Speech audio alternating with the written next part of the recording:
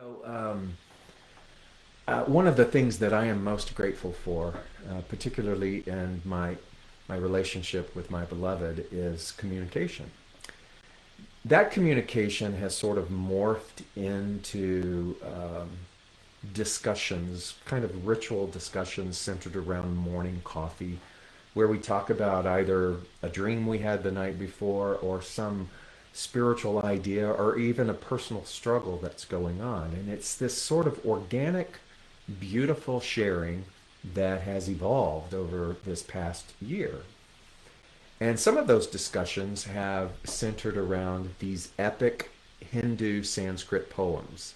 So I don't know if you're familiar very much with Hindu mythology, but there are two really huge uh, Indian Sanskrit poems that sort of make up the base or the fundamental devotion of those who follow that path. One is the large Mahabharata, which actually contains the Bhagavad Gita. The other one, Ramayana. And they interweave because a lot of the characters appear in each of these epic Sanskrit poems. So we were talking about the Ramayana and one particular slice of wisdom, again, inside of an epic poem. So there's an infinitude of slices of wisdom, but this one really struck me. So I'm not going to get into too much of the detail. I'm just going to give you the archetypes of the characters involved in what I'm about to tell you. So one is Brahma, Brahma, God, supreme consciousness, the omniscient, omnipotent, omnipresent uh, creator. So again, that archetype is the similar archetype that you and I understand as God. So there's that character. There's Indra. Indra is, depending upon if you're looking at Indra from a Buddhist perspective or a Hindu perspective, kind of the god of the sky, but also having human traits. I like to think of Indra as a great representation of a hybrid of that which is a god-like figure and then human, which to me, Indra is representational of you and I, because we are both straddling our humanness and our spirituality. So you got Indra in the story. And then you got Ravana, the demon god, and even Ravana's son. And those represent the archetype of the befallen, or the uh, the the polarity of what we would consider to be love. And so all of these things you and I are familiar with.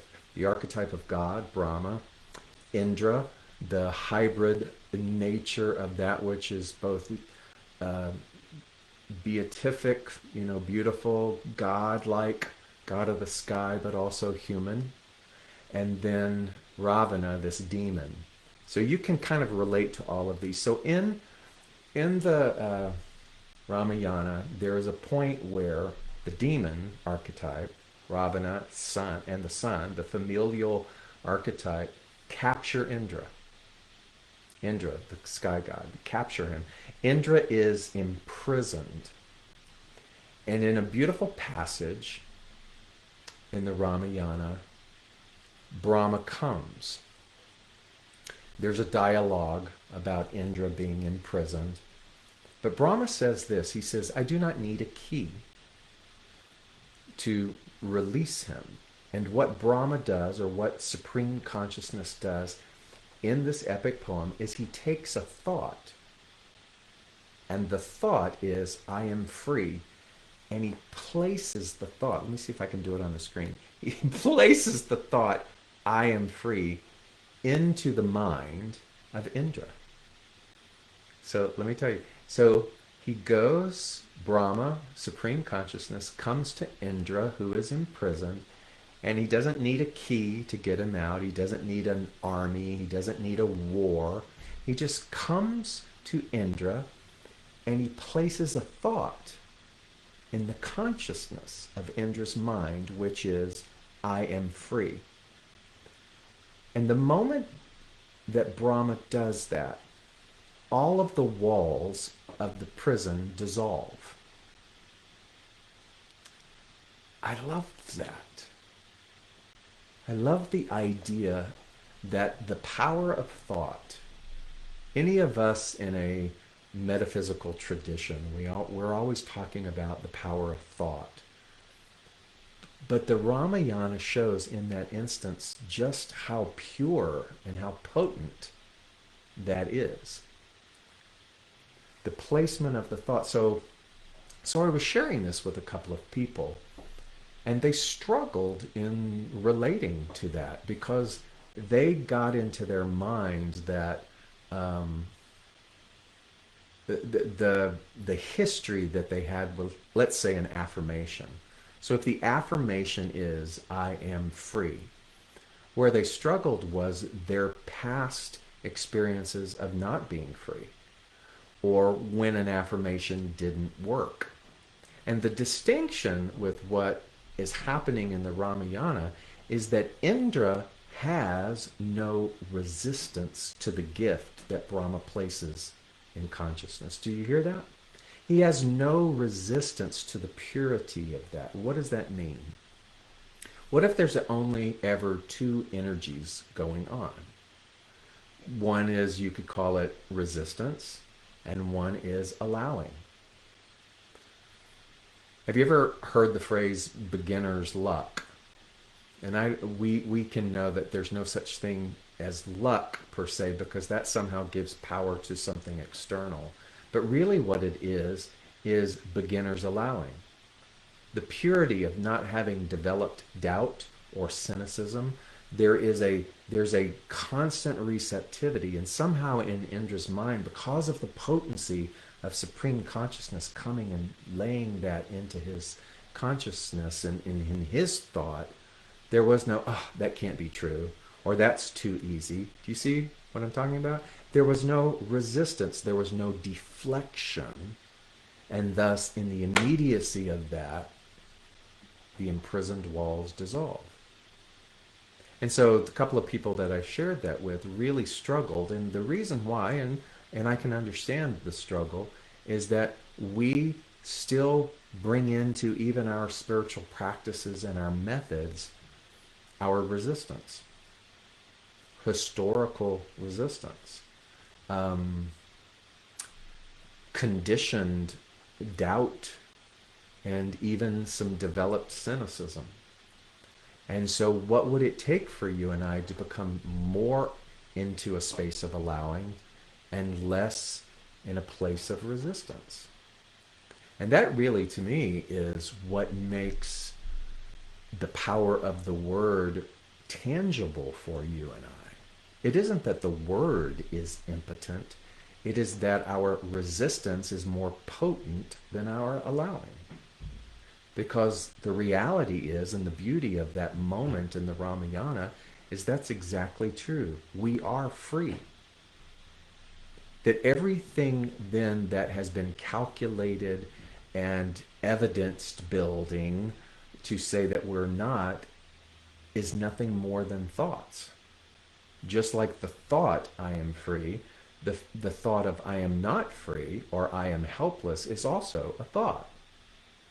And so you start to see the potency of a thought and which ones we're more likely to give allegiance to. Are you following me?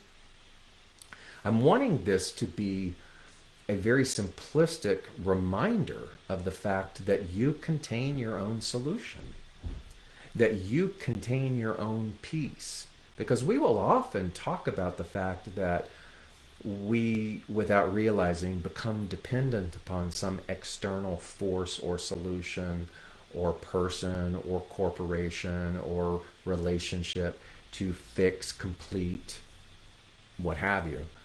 When all along we are this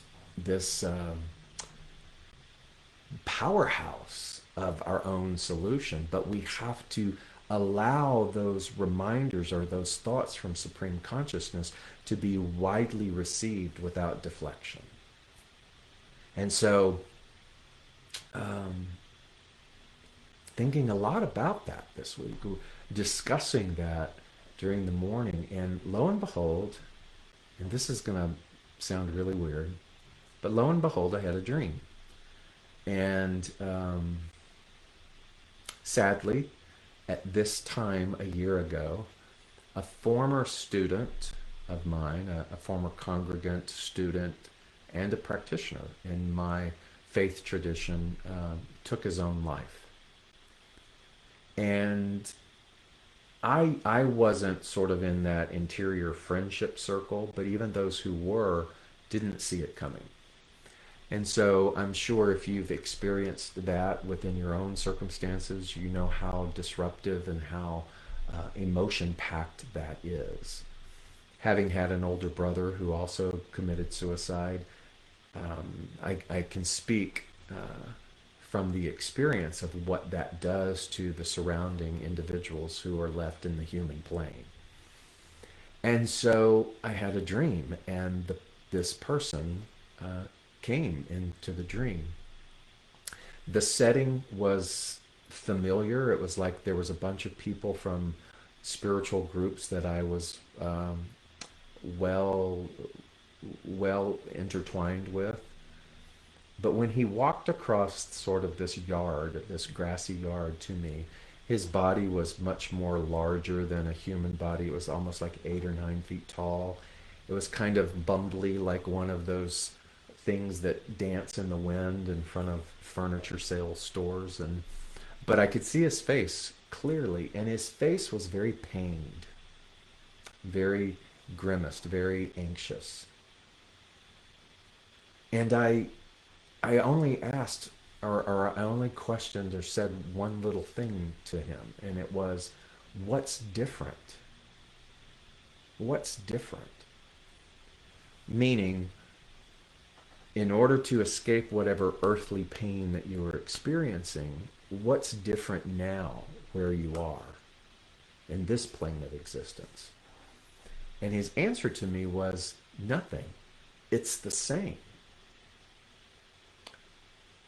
And that was pretty much the gist of that particular piece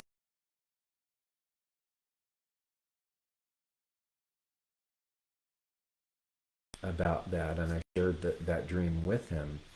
And we came up with a hypothesis that what if we were like blobs of thought? And maybe blobs is not a nice word. So what if we were a collection of thoughts, but a blob of thought, right? And we're convinced that we're a body. We're convinced that we're identities. We're convinced that we are this thing other than this energetic vibration collection blob of thought. And so we forget how receptive we are, and we forget how capable we are of directing those thoughts and that energy. We don't destroy it and we don't create it, but we can direct it. And so, as this blob of thought, if there is a thought in there, a pained thought, a thought that is so heightened that we would even consider taking our own life to escape it, that the transitioning from this plane of existence to another plane of existence does not make the thought go, that the pained thought dissolve, that we continue again, we continue through these cycles of travel, soul travel, and those things that are not resolved or those things that are not quote, quote, transcended in terms of our awareness, we just continue that particular process. And this isn't about faulting anyone's decision because witnessing that level of pain firsthand, I can understand. I've even had a moment or two in my life where there was a just a deeply embedded groove of despair that I could not see my way out of. But the point is that if we carry that, if we don't escape it, but we carry it, then that's more incentive for you and I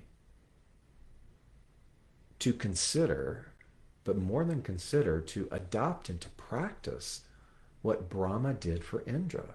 And that is to allow that statement or that truth, I am free, to be welcomed. The more that we can practice in this, again, human curriculum, the more that we can practice visiting our heart more than dwelling in our mind.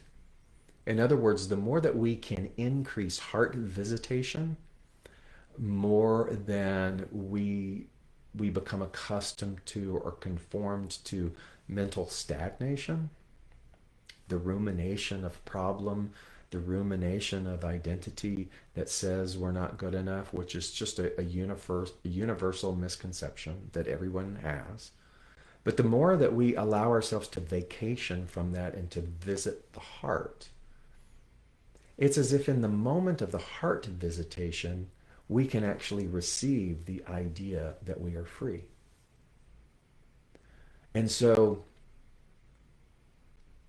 I stand by the idea that what you are willing to do in consciousness for you does not stay isolated.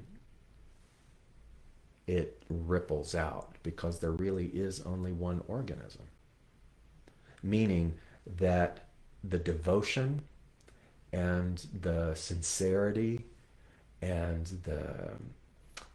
the fall down 7 times, get up 8, the tenacity of really doing whatever it is that you can to love you, to love the self, to begin to drop any and all things that are stale and old and conformed that tell you that you are bound by your mistakes. Whatever it is that you can do in regards to that benefits the whole.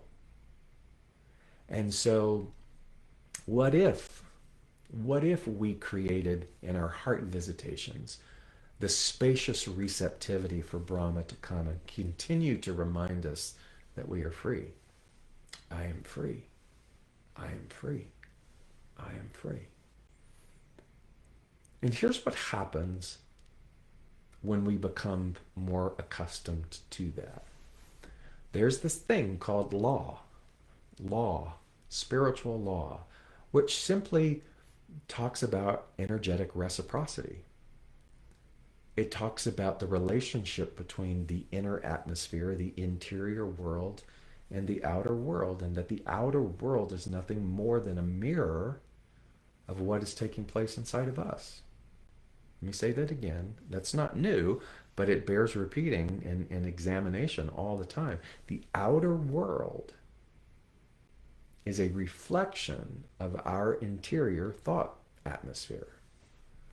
And so the experiences that we are having, the things that are being drawn to us, the personalities that we are coming across, all of those things are a reflection of this thought blob, this collection of thoughts that we continue to hold on to.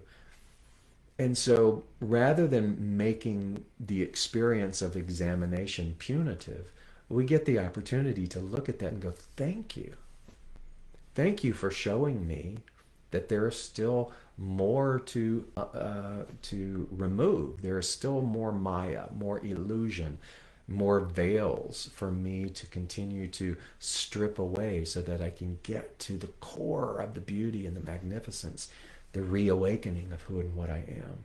I do that through heart visitation. What do I mean by heart visitation? Let the mantra, I am free, replace the chewing over and over and over again of the process of worry. Let a mantra, I am free. Let a prayer, let whatever it is that works for you be the thing that handholds you back to your heart, rather spending all of your time up in your intellect. And the beauty of that journey from the head to the heart is that by the time we get there and we become more accustomed to what that feels like, then things like risk are not really risk. They're just normal activity. Things that we want to talk about in terms of being vulnerable, and we sort of tremble with that word, become natural responses. And we walk out our door and we embrace and exchange relational activity as in a place of high expectancy that everyone wins. But it starts with something as simple as saying, I am free. And so that's what I would love for you to consider this week, because every week, I want to remember to give you practical application. I want to give you something, a takeaway that hopefully, even if one of you does it, that one benefits the whole, right? And so the idea and the remembrance that Brahma comes to Indra and he places the thought, I am free. And in that moment, the walls of the prison dissolve, is just as much real and true for us as it is for Hindu mythology. And that's the beauty of those teachings, is that we are being invited to see that all human circumstance is the same. And so we are imprisoned by our own fears. We are imprisoned by our identities. We are imprisoned by our loyalty to lack. And the way that we free ourselves is to begin to consider that there is no lock on the jail. There is no door on the jail. And in fact, there is no jail, but maybe that's too big of a leap. So we can at least move into consideration. We can, on a heart visit, we can move into a place of willingness. Where, as in A Course in Miracles, it says, I can see peace. I can see peace.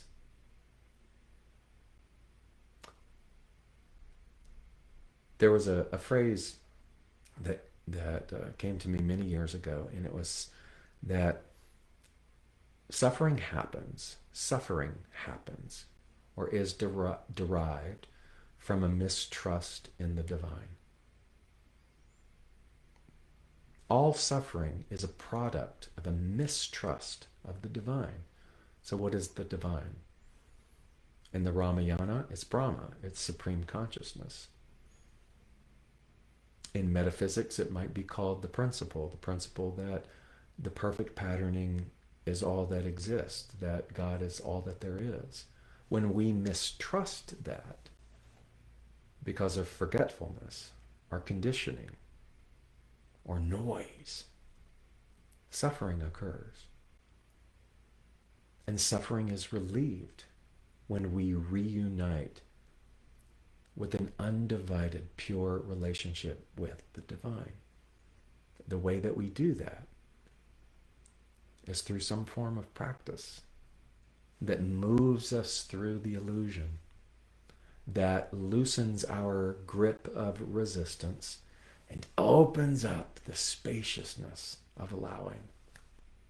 So try it. Try it this week. Notice the suffering. For me, lately, it's been some insomnia. And rather than trying to get up and fix the insomnia, I'm starting to just lay there and notice it and just say, I am free. And before you know it, there is some sleep. So it isn't trying to rush away. It isn't trying to medicate or soothe the pain. It's in getting to the understanding that it's all a part of the divine. And then at my core, I am free. So that's my prayer for you. That's my invitation for practice for you. And I'm going to be doing it with you. And as I look at all of you who join me every week, I'm also going to speak those words when I see your name. I'm going to say Nan Hutton and associate that with I am free. Maitri Meyer, I am free. Connie Mackey, I am free. Claire Bloomfield, I am free.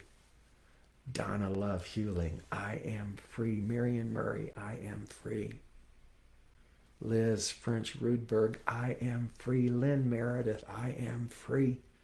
Yolanda, forgive me, Yolanda, I don't want to butcher your last name. I am free. Oh God, Lori Leckwold, I am free. Ray Graff, I am free. David Washington, I am free. Robert Jetty, I am free. J. Rom Lantini, I am free. Roland Levesque, I am free. Hmm. Who else? Catherine Wheelis, I am free. I know this to be true for you. Thank you once again for supporting Right Livelihood. If you missed last week, the great announcement is that now your support is going towards an established nonprofit called Nandi Das. And that means that your gift is tax deductible. And so everything now that you are led to donate, if you are so likely inspired and want to engage in reciprocity in that way, an even exchange of energy, know that the double bonus for you is that you'll get a notice from us at the end of 2021 that you can take a tax deduction. So that's pretty cool. And I'm just so happy to be able to offer that. And also to remind you that there's another sequence of Wisdom School that's happening in a couple of weeks. If you just want to join in that one session, the link is in the description of today. And thank you again for your time. Let's say it together. I am free. You ready? 1, 2, 3. I am free. And so it is. Be blessed.